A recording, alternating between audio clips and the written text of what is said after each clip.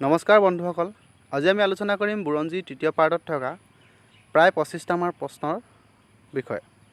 যদি আপোনালোকে মোৰ পৰা এনে ধৰণৰ ভিডিঅ' বিচাৰে তেতিয়াহ'লে মোৰ channel learn with Abhik subscribe কৰি ল'ব।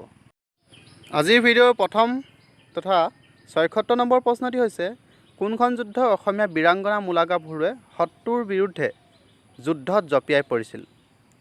এটা অপশ্যন দিয়া আছে, কেইবাটাও 4টা অপশ্যন দিয়া আছে। 4টা অপশ্যনৰ ভিতৰত উত্তৰটো হ'ব ক, মুছলমানৰ তৃতীয় আক্ৰমণত বীৰাংগনা মূলাগা বৰুৱাই শত্ৰুৰ বিৰুদ্ধে যুদ্ধত জঁপিয়াই পৰিছিল। 77 নম্বৰ প্ৰশ্নটি হৈছে, ৰুদ্ৰসাগৰ পুখুৰী কোনে খন্দাইছিল? অপশ্যন 4টা দিয়া আছে। অপশ্যন 4টাৰ ভিতৰত উত্তৰটো হৈছে ক, ৰুদ্ৰসাগৰ পুখুৰী লক্ষ্মীসিংহই খন্দাইছিল। 78 নম্বৰ প্ৰশ্নটি আছে, প্ৰতাপ বল্লভ উপাধি স্বৰ্গদেউ কমলেশ্বৰ সিংহই কাক প্ৰদান কৰিছিল? অপশ্যনকেইটাৰ ভিতৰত উত্তৰটো হৈছে ঘ, কলীয়া ভোমোৰা বৰফুকনক প্ৰতাপ বল্লভ উপাধি স্বৰ্গদেউ কমলেশ্বৰ সিংহই প্ৰদান কৰিছিল। 79 নম্বৰ প্ৰশ্নটো হৈছে, চীনা পৰিব্ৰাজক হিউৱেন চাঙে কোনজন ৰজাক শেহতীয়া ৰজা বুলি উল্লেখ কৰিছিল? অপশ্যন 4টাৰ ভিতৰত শুদ্ধ উত্তৰটো হৈছে গ, শশাংকক চীনা পৰিব্ৰাজক হিউৱেন চাঙে শেহতীয়া ৰজা বুলি উল্লেখ কৰিছিল। 80 নম্বৰ প্ৰশ্নটো হৈছে, চীনা পৰিব্ৰাজক হিউৱেন চাঙে কোনজন ৰজাক উত্তৰ পূৰ্বাঞ্চলৰ ৰজা বুলি উল্লেখ কৰিছিল?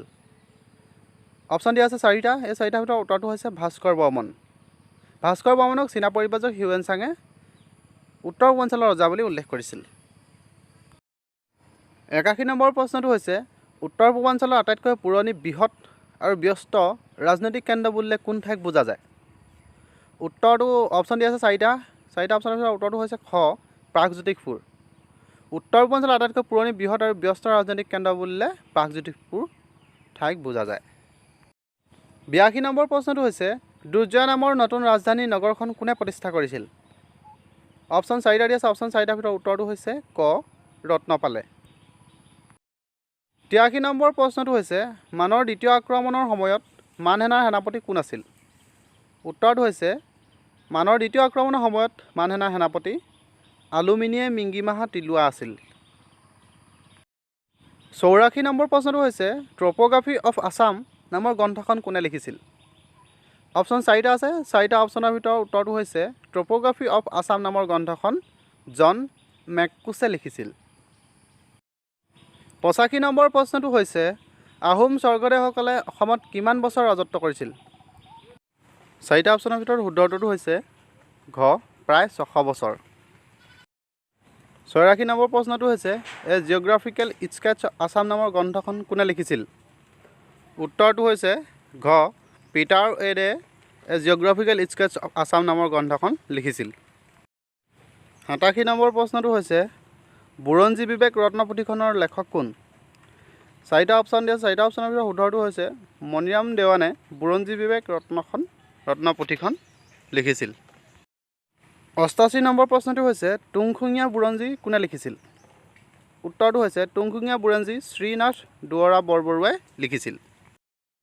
89 নম্বৰ প্ৰশ্নটো হৈছে, দৰং ৰাজবংশাৱলীৰ লেখক কোন? 4টা অপশ্যন দিয়া আছে। 4টা অপশ্যনৰ ভিতৰত শুদ্ধটো হৈছে সূৰ্য্যশৰী দৈৱজ্ঞ। 90 নম্বৰ প্ৰশ্নটো হৈছে, তলৰ কোনটো ঘটনাৰে আহোমৰ শাসনৰ অন্ত পেলাইছিল? উত্তৰ 4টা দিয়া আছে। অপশ্যন 4টাৰ ভিতৰত শুদ্ধটো উত্তৰ হৈছে গ, মানৰ আক্ৰমণত আহোমৰ শাসনৰ অন্ত পেলাইছিল। 91 নম্বৰ প্ৰশ্নটো হৈছে, আহোমসকলৰ তলৰ কোনটো ধৰ্মীয় উৎসৱ নহয়? মানে ধৰ্মীয় উৎসৱ নহয় সুধিছে। 4টা অপশ্যন দিয়া আছে। 4টা অপশ্যনৰ ভিতৰত শুদ্ধ উত্তৰটো হৈছে বাথৌ পূজা আহোমসকলৰ ধৰ্মীয় উৎসৱ নহয়। 92 নম্বৰ প্ৰশ্নটো হৈছে, আহোম যুগত অসমীয়া বেপাৰীয়ে মোগল ব্যৱসায়ীৰ লগত পাট মুগা কাপোৰ সলাই কি সংগ্ৰহ কৰিছিল? আহোম যুগত উত্তৰটো হৈছে গ, নিমখ।